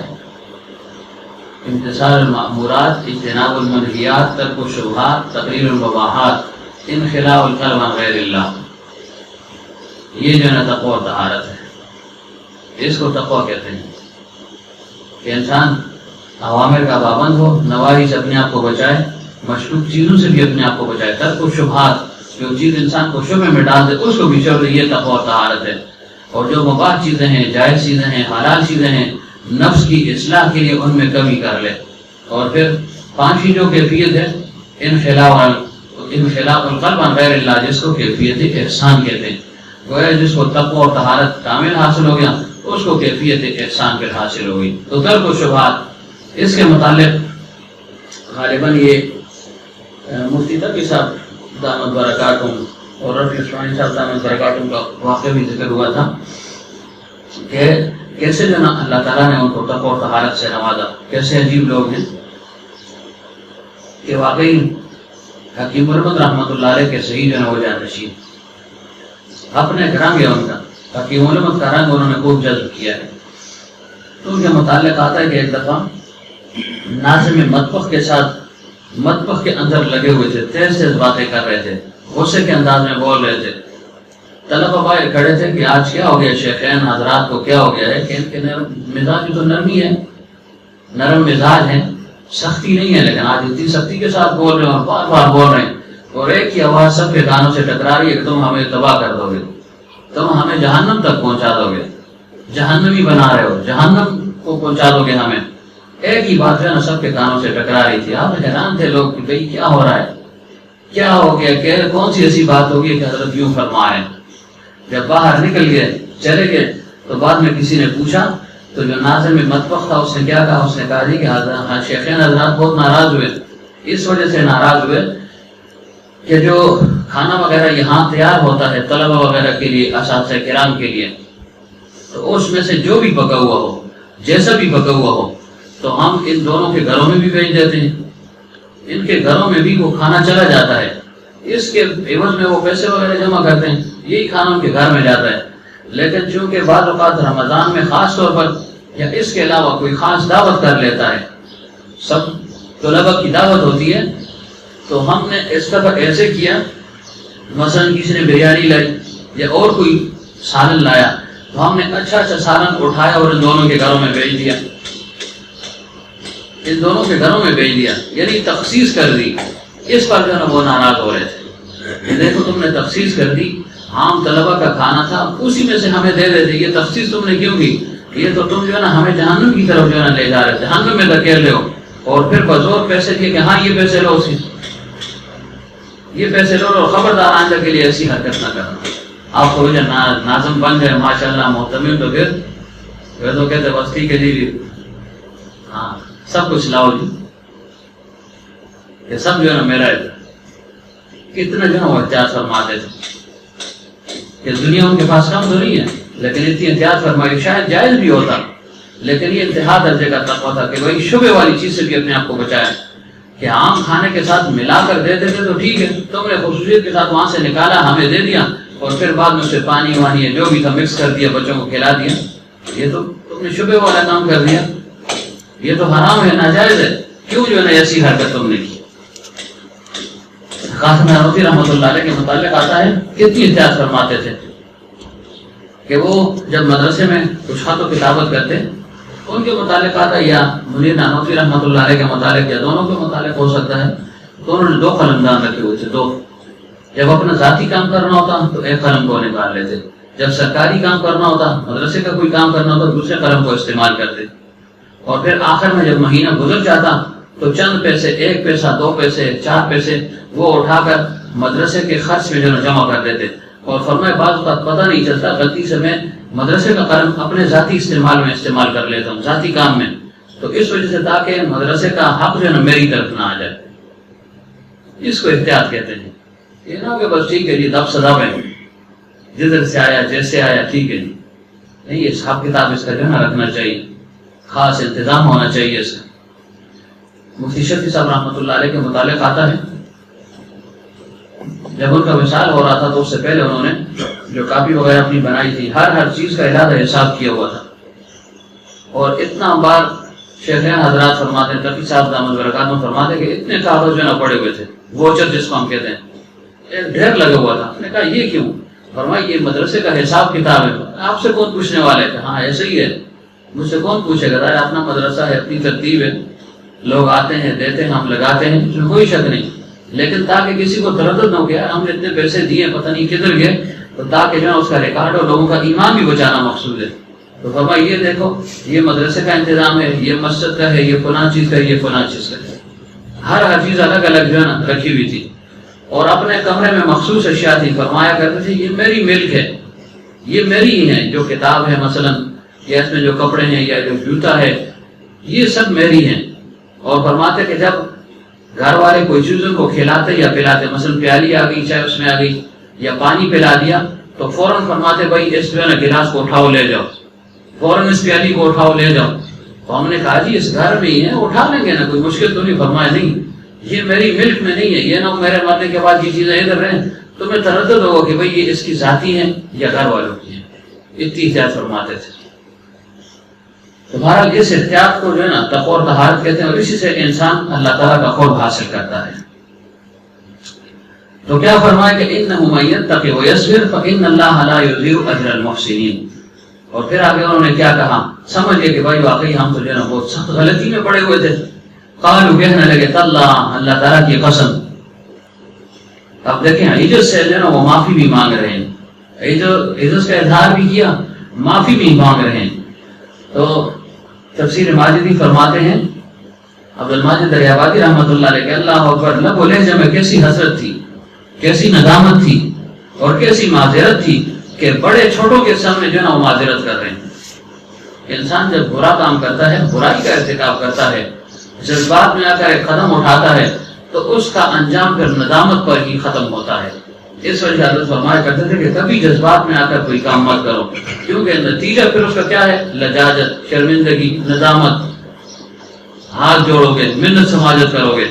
تو اب تھے تو وہ بڑے، قوت اور طاقت میں بھی بڑے، عمر میں بھی بڑے، افرادی قوت بھی 10 آدمی تھے، لیکن اب جو ہے نا عجز، معافی مانگ رہے ہیں، ندامت ہے لہجے میں، حسرت ہے، معذرت کر رہے ہیں۔ کیا کہہ رہے ہیں، قالوا تاللہ، قسم ہے اللہ تعالیٰ کی، تیرے دل سے ندامت تھی نا، قسم اللہ کی اٹھائی، لقد آثرک اللہ، کہ یقیناً اللہ تعالیٰ نے آپ کو ہم پر برتری دی۔ واقعی جو نا ہم آپ کے جماعت سے تو متاثر تھے، آپ کی صورت کو ہم نے دیکھا، سیرت بھی معلوم تھی، دنیاوی اخروی فضائل بھی تھے، ہر لحاظ سے اللہ تعالیٰ نے آپ کو ہم پر مقدم فرما دیا، ہم پر آپ کو برتری عطا فرما دی، اور جو کچھ ہم نے آپ کے ساتھ کیا یا آپ کے بھائی کے ساتھ کیا، اس میں ہم خطاوار ہیں، اس میں ہم خطاوار ہیں۔ وَإِن كُنَّا لَخَاطِئِينَ، بے شک ہم خطاوار ہیں۔ کیا مطلب؟ یعنی ہم نے خوب حسد کیا، سب کچھ کیا، لیکن آپ کا خواب سچا ثابت ہو اور ہمارا حسد بیکار چلا گیا،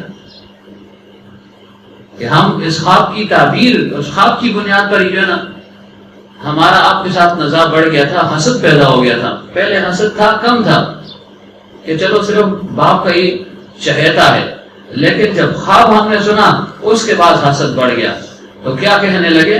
وَإِن كُنَّا لَخَاطِئِينَ، کیا مطلب کہ ہمارا حسد جو بیکار چلا گیا اور آپ کی خواب کی تعبیر سچی جو ہے نا واقع ہو رہی ہے۔ کیا مطلب؟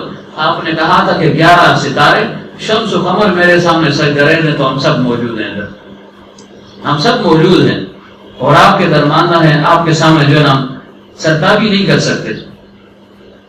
تو یہ فرمایا قالوا تاللہ لقد آثرک اللہ علینا وان کنا لخاطئین، کہ یقیناً جو ہے نا ہم خطا پر ہیں۔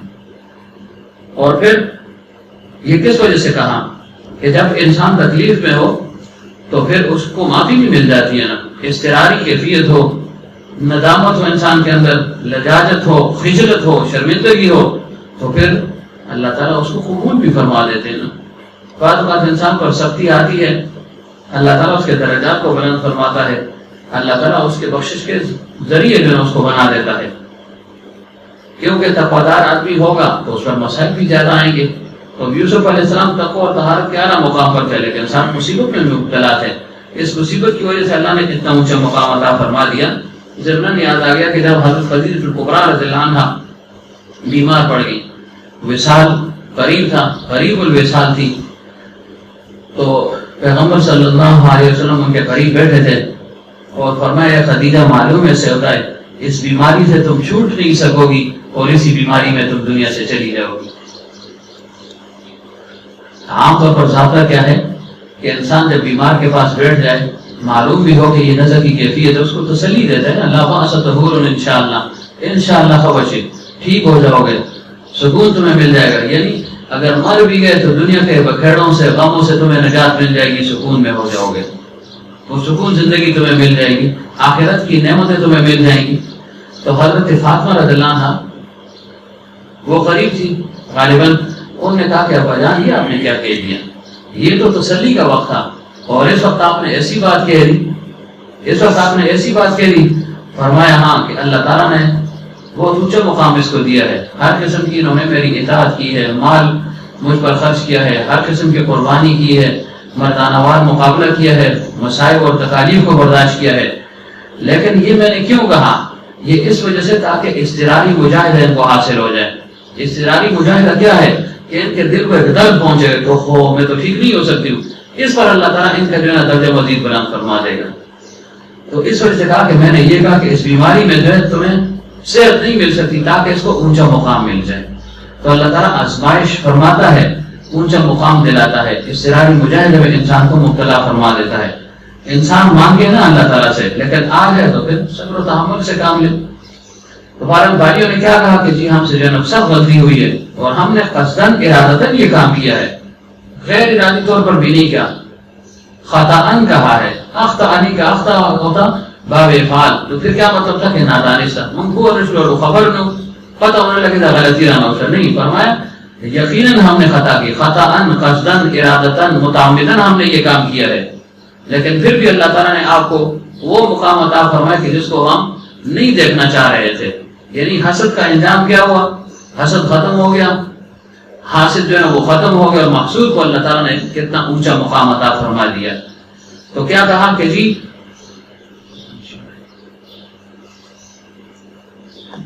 کہ ہم سے جو ہے نا خطا ہوئی ہے، مطلب کیا تھا کہ وہ جو ہے نا آپ اپنے معاف کر دیں۔ تو یوسف علیہ السلام نے بغیر کسی لگی لپٹی بات کے، جیسے عام طور پر انسان کہتا ہے یار مجھ سے غلطی ہو گئی ہے، ہم کہتے ہیں دیکھو تم نے یہ کیا ہے، تم نے یہ کیا ہے، یہ کیا ہے، یہ کیا ہے، یہ کیوں کیا، یہ کیوں کیا، چلو معاف ہے، معاف تو کر دیتے لیکن ساتھ سنا بھی دیتے نا، انسان ہے۔ اور بعض اوقات ایک چیز کا اظہار ضروری بھی ہوتا ہے، لیکن وہ آخر پیغمبر تھے نا، پیغمبرانہ شان تھی، پیغمبر کی سیرت اخلاق اس تک تو عام انسان نہیں پہنچ سکتا نا۔ تو کیا فرمایا قال لا تثریب علیکم اليوم، بس باتوں کی ضرورت نہیں ہے اور زاری کی ضرورت نہیں ہے، ندامت کی ضرورت نہیں ہے، بس تمہاری معذرت کافی ہے۔ جب تم نے کہہ دیا وَإِن كُنَّا لَخَاطِئِينَ، بس یہ بات کافی ہے، کچھ بھی نہیں کہا، پرانی باتیں ان کو یاد ہی نہیں کریں کہ دیکھو یہ تم نے کیا تھا، نہیں لا تثریب علیکم اليوم، آج کے دن تم پر کوئی ملامت نہیں ہے۔ یعنی نہ صرف معاف کیا بلکہ ملامت بھی نہیں کی۔ ایک نا کہ آپ کسی کو معاف کر دیں، بعد میں کہہ بھی دیں تم زیادہ فلانے والے کیا ہے، معاف تو میں کر سکتے دو، لیکن تم مان کی جا سکتے ایسے کہتے ہیں نا کہ معاف میں کپڑے والے پلان کی وقت دے سوئی دوں مطلب کہ سشتے نا ورنہ بیاؤں میں انسان دے لگتا دکھڑی کچھ نہ کچھ کہہ دیتا ہے. تو فرمایا لا تثریب علیکم اليوم، کچھ بھی نہیں کہا، نہ صرف معافی بلکہ ملامت بھی نہیں کی. اور الیوم کی تخصیص کیوں فرمائی کہ آج کے دن میں سب کچھ کر سکتا ہوں، تمہیں میں قتل کروانا چاہوں قتل بھی کر سکتا ہوں. جیسے ایک قول ہے کہ جب یوسف علیہ السلام نے فرمایا کہ تمہیں معلوم ہے ما فعلتم بیوسف واخیہ، کہ تم نے یوسف اور اس کے بھائی کے ساتھ کیا کیا، تو اس کے بعد یوسف علیہ السلام نے فرمایا کہ میں نے سنا ہے کہ عروہ ابن مالک کا قول نقل کیا کہ ایسے ایک جوان تھا اور اس کو لوگوں نے فروخت کر دیا تھا بطور غلام، بطور قیدی کے وہ لائے، پھر اس کو بطور غلام کے فروخت کر دیا تھا. تو میں کچھ معلوم ہے اس کے متعلق. ایک آدمی تھا یا یہ کہ مالک ابن عروہ کا قول نقل کیا کہ اس نے کہا میں نے اس کو کنویں سے نکالا ہے، ایک بچے کو میں نے کنویں سے نکالا تھا اور پھر اس کو بازار مصر میں نے فروخت کر دیا. پہلے وہاں مجھ پر وہ فروخت کو کنویں سے نکلنے کے بعد اور پھر اس کے بعد بازار مصر میں فروخت ہو گیا، تو کچھ تو میں اس کی ظلم گن ہے. تو انہوں نے یوسف علیہ السلام سے بھائیوں نے کیا کہا، اے بادشاہ سلامت، وہ غلام تو ہم نے بھیجا تھا. خود ہی اقرار کر لیا جی وہ غلام تو ہم نے بھیجا تھا. اچھا، یعنی مطلب یہ تھا کہ ہم نے سنا تھا ایسے کنعان سے بچہ جو ہے وہ غلام بنایا گیا، نکالا گیا، پھر بیچا گیا. انہوں نے کہا جی وہ کام ہم نے کیا تھا. تو یوسف علیہ السلام نے کہا اچھا تم نے کیا تھا. اس وقت یوسف علیہ السلام کو غیر اختیاری طور پر غصہ آ گیا کہ دیکھو اتنا ظلم انہوں نے کیا ہے، اب جو نا سامنے کھڑے بھی ہیں کہ جی آپ نے بیچا تھا، کہ ہاں ہم نے بیچا تھا. تو یوسف علیہ السلام نے فرمایا بھائی ان سب کو قتل کر دو. ایک قول یہ ہے ان سب کو قتل کر دو. جب یہ فرمایا تو جو بھائی تھے ان سب میں سے جو یہودا تھا اس نے منہ پھیر کر کہا، کیا کہا، دیکھا بادشاہ کو دیکھا، عزیز مصر کو دیکھا، یہی یوسف علیہ السلام کو. اور پھر کیا کہا، اس نے کہا بادشاہ سلامت تو نے ہمارے قتل کا ارادہ تو کر لیا ہے، ظاہر ہے اب جو ہے ہماری قسمت میں یہی ہے. لیکن جو ہے ہم تجھ سے یہ عرض کرتے ہیں کہ یعقوب علیہ السلام جو ہمارا باپ ہے، ایک بیٹے کی جدائی پر وہ اتنا جو ہے نا پریشان ہے کہ بالکل جہاں بلغ ہو چکے ہیں، مرنے کے قریب ہیں. ایک بیٹا غائب ہو چکا ہے اور جب اس کو یہ علم ہوگا کہ میرے 10 بیٹے مارے گئے تو نہ معلوم کیا جو ان کی کیفیت ہوگی. ان کے غم اور اندوہ کو کون محسوس کر سکے گا. گویا ہمارا قتل ان کے قتل کے مترادف ہے. ہمارا قتل ہو جانا یوسف اور یعقوب علیہ السلام کا دنیا سے اٹھ جانا گویا ایسے ہے. لیکن چلو ہماری قسمت میں ہے تو یہ جو ہماری جمع پونجی ہے یہ ہمارے والد تک فلاں مقام تک پہنچا دینا. تو جب یہ بات انہوں نے کہی کہ ایک بیٹے کے مارے یعنی گم ہو جانے سے یہ حال ہوا ہے تو 10 بیٹوں کے مارے جانے سے کیا ہوگا، تو یوسف علیہ السلام کا دل نرم پڑ گیا اور فرمایا انتم، کیا تمہیں معلوم ہے، حال علمتم ما فعلتم بیوسف. پھر جو ہے نا نرمی اختیار فرما لی. تو بہرحال عرض کیا کہہ رہا تھا کہ یوسف علیہ السلام نے فرمایا تم پر کوئی الزام نہیں ہے، کسی قسم کا کوئی الزام نہیں ہے، نہ تم نے کچھ کیا ہے، بس جو ہو گیا اس کو بھول جاؤ. میں بھول گیا تم بھی بھول جاؤ. یغفر اللہ لکم، میں تو انسان ہوں، میں نے تو معاف کر دیا. میری معافی مشکل تھی، اللہ تعالیٰ کے لیے معاف کرنا کون سا مشکل ہے. جب تم نے بندے کا حق ادا کر دیا تو اب اللہ تعالیٰ ضرور تمہیں معاف کرے گا، کیونکہ اس کی صفت کیا ہے، وہ ارحم الراحمین، وہ رحم کرنے والوں میں سب سے زیادہ رحم کرنے والا ہے. یعنی راحمین تو بہت ہوں گے لیکن اصل حقیقی رحم کرنے والا کون ہے، وہ اللہ تعالیٰ کی ذات ہے کہ وہ تمہیں معاف کر ہی دے گا. وہ بے نیاز ہے، غفور ہے. جب تم نے توبہ کر لی تو توبہ کو جو ہے نا ضرور قبول کرے گا، وہ تمہارے ساتھ مہربانی سے پیش آئے گا. باقی یہ جو تم کو میں نے کہا ہے کہ جی ہم نے تقوی اور طہارت کو اختیار کیا، ہم نے صبر سے کام لیا، تو فرمایا محض احسان و صبر و تقوی کا نتیجہ ظاہر کرنا مقصود تھا. کوئی تم پر احسان کرنا مقصود نہیں تھا، نہ تمہیں ملامت کرنا مقصود تھا. مقصود کیا تھا کہ جو احسان ہوا ہم پر، جو تقوی اور طہارت ہم نے اختیار کیا، یہ اس کا نتیجہ تھا جو تم پر میں نے ظاہر کر دیا تھا. یہ تاکہ کو کسی قسم کی خجلت نہ ہو. اوپر فرمایا نا انہ من یتق ویصبر، تو نیچے فرمایا لا تثریب علیکم اليوم، میں نے معاف کر دیا. جب معاف کر دیا جی تو یہ کیوں کہا من یتق ویصبر، گویا ایک قسم کا جتلانا مقصود تھا نا کہ جی دیکھو میں تقویدار ہوں، صابر ہوں. ایک تشریح تو وہ ہوگی کہ تحدیث بالنعمت، لیکن دوسری کیا فرمایا، یہ تو میں جو تقوی اور طہارت کا صبر کا جو اظہار کیا ہے یہ تو محض اس کی برکات ظاہر ہوئی ہیں، وہ میں نے جو ہے تمہارے سامنے کی ہیں، صرف اس نیت سے کہ تقوی اور طہارت کی برکت جو ہے تمہارے سامنے ظاہر ہو جائے.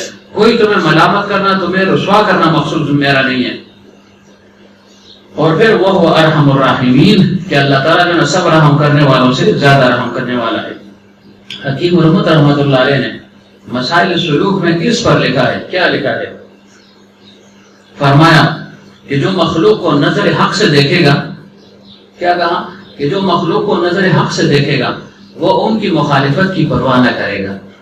اب یوسف علیہ السلام کی نگاہ اللہ تعالیٰ پر تھی کہ تقدیر میں یہ سب کچھ ایسے لکھا ہوا تھا، تو چونکہ معاملہ اللہ تعالیٰ کے ساتھ تھا، تسلیم اور ادا کے مقام پر فائز ہے، نفس راضیہ نفس مرضیہ حاصل ہو چکا تھا. تو فرمایا کہ ایسا آدمی کہ جس کی نظر مخلوق کی بجائے اللہ تعالیٰ پر ہو، جو مخلوق کو نظر حق سے دیکھتا ہے، اللہ تعالیٰ کی نگاہ سے دیکھتا ہے، تو پھر وہ ان کی مخالفت کی پرواہ نہیں کرتا، وہ ان کی مخالفت کی پرواہ نہیں کرے گا. اور جو ان کو اپنی نظر سے دیکھتا ہے کہ میرے ساتھ یوں ہوا، یہ ہوا، یہ ہوا، تو فرمایا اپنی عمر ان کی تکرار میں ختم کر دے گا. ساری عمر جو ہے اس تکرار میں کر دے گا، یہ ہوا، وہ ہوا، اپنے کو کھائے گا، دوسروں کو پریشان کرتا رہے گا. تو فرمایا مقصد کیا تھا کہ چونکہ یوسف علیہ السلام کو قضاء الہی کا علم تھا، یوسف علیہ السلام کو قضاء الہی کا علم تھا، اس پر نظر تھی، لکھا ہوا ہے اس پر نظر تھی. یعنی یہ تو معلوم تھا کہ انسان تدبیر کرتا ہے پھر تقدیر تک پہنچتا ہے. انسان جو ہے نا مجبور محض نہیں، اللہ نے اختیار دیا ہے، اس اختیار کے بل بوتے پر اللہ تعالیٰ اس سے پوچھ گچھ کرے گا. انسان کو اختیار دیا نا، اللہ کو خوب معلوم ہے ہم جنتی ہیں یا کیا ہیں، کس حال میں ہیں، لیکن اللہ نے ہمیں اختیار دے دیا ہے. آنکھیں ہمارے اختیار میں ہیں، زبان اختیار میں ہے، کان اختیار میں ہے، ناک اختیار میں، اعضاء و جوارح اختیار میں. اس اختیار کو ہم استعمال کرتے ہوئے یا تو جنت کے قریب جائیں گے اور یا جہنم کے قریب جائیں گے. تو گویا اس معنی میں ہم کہہ سکتے ہیں کہ انسان کی تقدیر اس کے ہاتھ میں ہے. اس معنی میں کہ اس کی تقدیر اس کے ہاتھ میں ہے. اچھا کام کرے گا تو تقدیر اچھی بنے گی، برا کرے گا تو تقدیر بری بنے گی. گو کہ اللہ نے پہلے سے لکھا ہوا ہے، اللہ کو خوب معلوم ہے. اس کی مثال پہلے گزر چکی ہے کہ مثلا طلبہ ہیں، 5-10 طلبہ ہیں، تو استاد کو خوب معلوم ہے کہ کون سا طالب علم زیادہ ذہین اور فتین ہے، کون سا کمزور ہے. وہ پہلے سے اپنے پاس لکھ لیتا ہے کہ یہ طالب علم پاس ہوگا، یہ فرسٹ آئے گا، یہ ممتاز درجے میں آئے گا، یہ جو ہے نا جید جدن ہوگا، یہ جید ہوگا، یہ مقبول ہوگا، یہ راسب ہوگا، یعنی یہ فیل ہو جائے گا. ابھی اس نے پہلے لکھ دیا اپنے تجربے کی بنیاد پر. پھر جب امتحان لے لیا تو واقعی جیسے اس کا تجربہ تھا ویسے ہی ہوا کہ وہ بچہ جس کے لکھا تھا ممتاز فرسٹ، وہ واقعی فرسٹ آ گیا. جس کا لکھا تھا کہ وہ سیکنڈ آئے گا، وہ سیکنڈ آ گیا. جس کا لکھا تھا مقبول وہ مقبول ہو گیا، وہ پاس ہو گیا. اور جس کا لکھا تھا راسب پہ یہ فیل ہو جائے گا، وہ فیل ہو گیا. تو وہ طالب علم استاد سے نہیں کہہ سکتا تا اسے فیل کرنا، تا ہوتا سے فیل کرنا. بھائی اس نے فیل نہیں کیا، تمہاری حرکت نے تمہیں فیل کر دیا ہے. تمہیں کچھ آتے ہی نہیں تو لکھتے نا. 3 گھنٹے کا وقت تمہیں ملا تھا، 4 گھنٹے کا وقت ملا تھا، پرچہ ملا تھا، قلم ملا تھا، دوات ملی تھی، آزادی تھی، جو مرضی ہے یاد کرتے تو لکھ لیتے. تو اس کا الزام استاد پر نہیں آتا، لیکن تجربے کی بنیاد پر وہ لکھ لیتا ہے. تو گویا کہ انسان اگر ناکام ہو رہا ہے تو اپنی تدبیر کی وجہ سے، اپنی تقدیر کی وجہ سے ناکام ہو رہا ہے، نہیں یہ کہ اس کا الزام کسی اور کو دے. تو فرمائے جو مخلوق کو نظر حق سے دیکھے گا، جس کی نظر تقدیر الہی پر ہوگی، وہ ان کی مخالفت کی پرواہ نہ کرے گا. اور جس کی نظر مخلوق پر ہوگی یا اپنی نظر سے اس کو دیکھے گا تو وہ ساری عمر اسی کود و پرید میں لگا رہے گا. تو فرمایا کہ یوسف علیہ السلام کی نظر چونکہ قضاء الہی پر تھی، اللہ تعالیٰ کی قضا پر ان کا جو ہے علم تھا اس کا، اور اس پر نظر تھی، اس وجہ سے اس تقدیر کو سامنے رکھتے ہوئے سب کچھ ہضم کر لیا، پی گئے اور بھائیوں سے کہا لا تثریب علیکم اليوم. ان کے عذر کو فوراً قبول کر لیا اور فرمایا جاؤ جو ہے نا میں نے تمہیں معاف کر دیا. اور اسی اسوہ کو پیغمبر عربی صلی اللہ علیہ وآلہ وسلم نے فتح مکہ کے موقع پر زندہ فرما دیا. اور خوب جو ہے نا جتنے بھی ہم دشمن تھے، جانی دشمن تھے اور سخت ترین دشمن تھے، سب سے کیا فرمایا یوسف علیہ السلام کے اس اسوہ کو بہترین انداز میں زندہ فرما دیا اور فرمایا لا تثریب علیکم اليوم، کہ جب جو خانہ کعبہ میں داخل ہو گیا وہ معاف، جو اپنے گھروں تک محدود وہ معاف، جو حضرت ابو سفیان رضی اللہ عنہ کے گھر میں داخل ہو گیا معاف. اور پھر فرمایا لا تثریب علیکم اليوم. ہر ایک ڈر رہا تھا کہ بھئی اب تو ہم پر جو ہے نا ان کو تسلط حاصل ہو گیا ہے، ان کے قابو میں ہم آ چکے ہیں، پتہ نہیں کیا کریں گے۔ ڈر رہا تھا ہر آدمی، بڑے بڑے فرعون تھے، بڑے بڑے چودھری تھے، بڑے بڑے سردار تھے، سب ڈر رہے تھے، کانپ رہے تھے کہ بھئی مسلمانوں نے ہمیں گھیر لیا، کیا ہوگا۔ فرمایا جاؤ جو ہے نا میں اپنے بھائی یوسف علیہ السلام کے اسوہ پر عمل کر رہا ہوں اور لا تثریب علیکم اليوم، سب کو معاف کر دیا۔ جب یہ فرما دیا تو ظاہر بھائیوں کو جو ہے نا تھوڑا سا ان کا سانس جو ہے نا بحال ہو گیا۔ ظاہر ہے کہ انسان کو پتا ہو کہ میں مجرم ہوں اور قاضی کے سامنے کھڑا ہوں یا جس کا جرم کیا اس کے سامنے کھڑا ہوں، نہ معلوم کیا فیصلہ کریں۔ ممکن ہے میری اس لجاجت کو، آمداری کو قبول ہی نہ کرو کہ بھئی پھینکو ان کو باہر، یا ان کو ڈال دو جیل خانے میں ڈال دو، یا ان کے سر قلم کر دو، یا ان کو کچھ نہ کچھ سزا دے دو، دو چار تھپڑی لگا دو۔ تو انسان جو ہے نا حواس باختہ ہوتا ہے، اور جب معافی مل جائے تو پھر انسان جو ہے نا وہ پرسکون ہو جاتا ہے، سکون میں آ جاتا ہے۔ تو جب یہ کیفیت انہوں نے دیکھی تو کیا کہا کہ جی ہم سے خطا ہوئی ہے۔ اس کے متعلق ایک اور بات، وہ بات یہ کہ جب انہوں نے یہ کہا جی ہم سے خطا ہو گئی ہے، ہم نادم ہیں، ندامت کا اظہار کر رہے ہیں، واقعی آپ جو ہے نا سروالا ہیں، آپ کو اللہ نے اتنا اونچا مقام عطا فرما دیا، برتری عطا فرما دی۔ تو یوسف علیہ السلام نے ان کی خجالت کو ختم کرنے کے لیے پیغمبرانہ اخلاق اور پیغمبرانہ دل جو ہے نا، پیغمبر کا دل ہے، کیا فرمایا کہ نہیں بھائی یہ تم کیسی باتیں کرتے ہو، یہ جو مجھے مقام ملا یہ تو تمہاری وجہ سے مجھے مل گیا۔ کیا مطلب کہ اب تک لوگ یہ کہہ رہے تھے کہ ایک غلام بادشاہ بن گیا، اب تک لوگ یہ کہہ رہے تھے مصر والے کہ بھائی اللہ کی قدرت کو دیکھو، ایک غلام جو بازار مصر میں فروخت ہو وہ بادشاہ بن گیا۔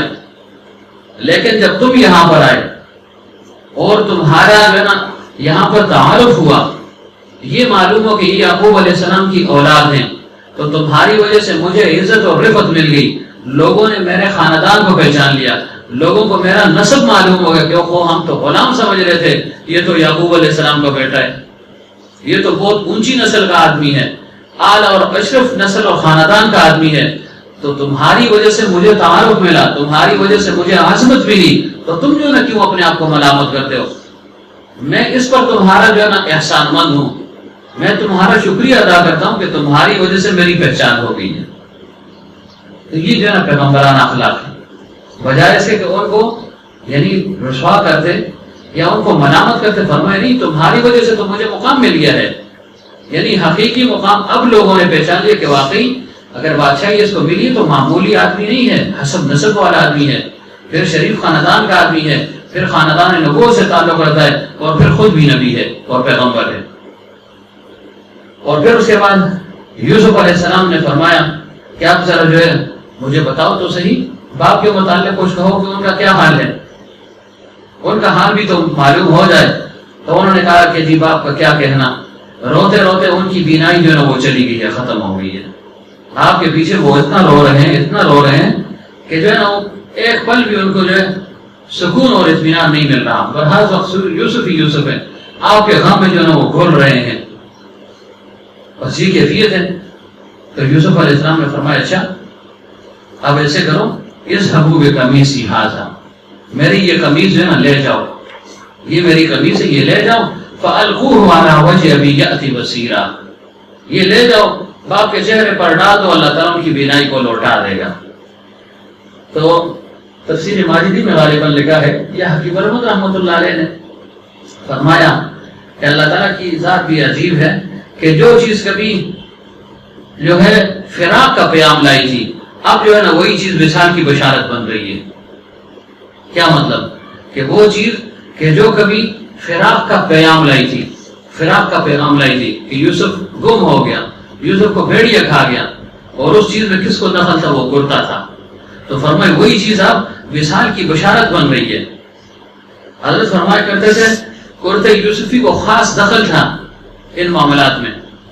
کیسے کہ جب یوسف علیہ السلام کو بھائی باپ سے الگ کر گئے، جدا کر دیا، اور پھر ان کو کنویں میں ڈال دیا فی غیابت الجب، تو ان کے کرتے کو نکال دیا، کرتے کو نکال دیا، بھیڑیے کو پکڑا، اس کو ذبح کر دیا، اس میں جو ہے نا ان کے کرتے کو لتڑ دیا، خون چون اس کے ساتھ لگا دیا، اور یہودا نے آ کر باپ کو پیش کر دیا کہ جی یہ آپ کے بیٹے کو بھیڑیا کھا گیا ہے، اور یہ دیکھیں یہ اس کی نشانی ہے،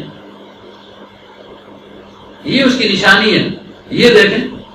یعقوب علیہ السلام نے سے کرتے کو دیکھا تھا سے واڑولا بھائی بڑا ہوشیار بیڑیا ہے، یوسف کو کھا گیا اور کرتے میں کوئی پٹن نہیں ہے، ڈیر ہوشیار ہو، ڈیر چالاک ہو. یوسف وہ کھڑا ہو کرتے بالکل سالم پاتشلا تے ڈیر بو نو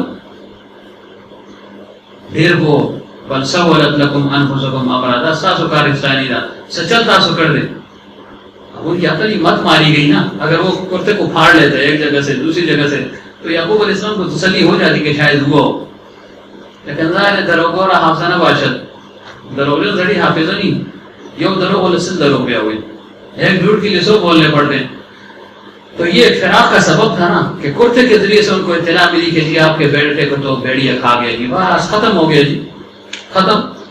اب اس کرتے کو جو خاص دخل تھا جب یوسف علیہ السلام پر الزام لگا اور 7 عمر کے اندر مکفل کر دیا زلیخا نے، اور پھر یوسف علیہ السلام اس کی نہیں مانی، وَلَقَدْ هَمَّتْ بِهِ وَهَمَّ بِهَا لَوْلَا أَن رَأَىٰ بُرْهَانَ رَبِّهِ. اس کی تفصیل گزر چکی ہے.